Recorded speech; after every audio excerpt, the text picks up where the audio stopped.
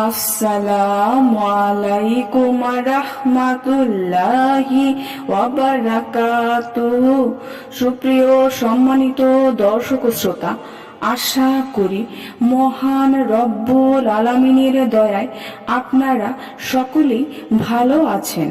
সুপ্রিয় সম্মানিত দর্শক শ্রোতা, একবার আমাদের প্রিয় নবী সাল্লাল্লাহু আলাইহি ওয়াসাল্লাম হযরত আলী রাদিয়াল্লাহু তাআলা আনহুকে পেরেশান হালে দেখলেন।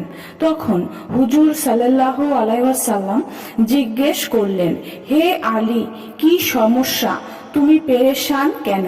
তখন হযরত আলী রাদিয়াল্লাহু তাআলা আনহু ফরমালেন, যদি সমস্যা একটি হতো তাহলে বলতাম, আমার সমস্যা তো অনেকগুলি, অগণিত।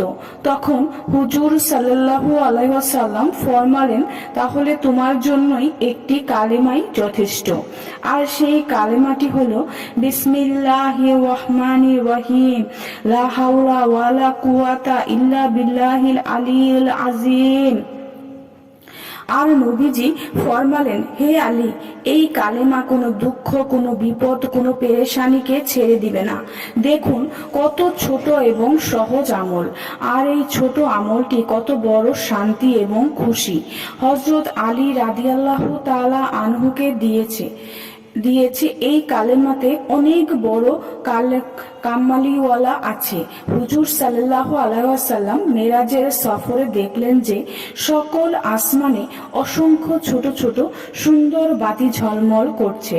তখন তিনি জিব্রাইল আলাইহি ওয়াসাল্লামকে প্রশ্ন করলেন, এসব কি? হযরত জিব্রাইল আলাইহি ওয়াসাল্লাম উত্তর দিলেন, ইয়া রাসূলুল্লাহ সাল্লাল্লাহু আলাইহি ওয়াসাল্লাম, এসব হলো লা হাওলা ওয়ালা কুওয়াতা ইল্লা বিল্লাহিল আলিয়্যিল আযীম। এটা হলো আল্লাহ তাআলার মূল্যবান খাজানা। এমনি ভাবে আল্লাহ তাআলার কাছ থেকে সবকিছু হাসিল করার গোপন দোয়া এটি উম্মতের জন্য আল্লাহ তাআলার মূল্যবান উপহার। চিন্তা ও দুঃখ কষ্ট দূর করার শক্তিশালী চিকিৎসা আছে এই কলমাতে।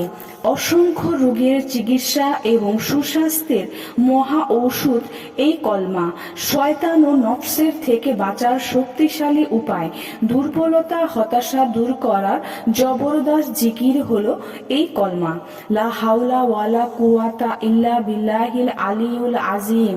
এবার আসুন দ্বিতীয় মহা মূল্যবান আমলটি জেনে নেই।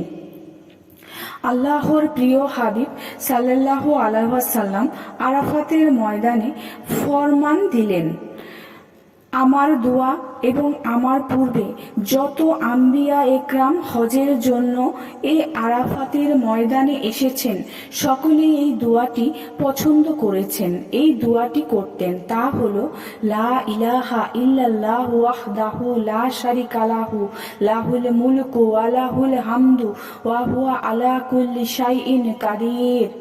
এ কলমার ব্যাপারে বলা হয়, যে ব্যক্তি প্রতিদিন 100 বার এই দোয়াটি পড়বে সে কখনো দুঃখ চিন্তা কষ্টে পতিত হবে না, আর আল্লাহ তাআলা গায়েব থেকে খুশি পৌঁছাবেন।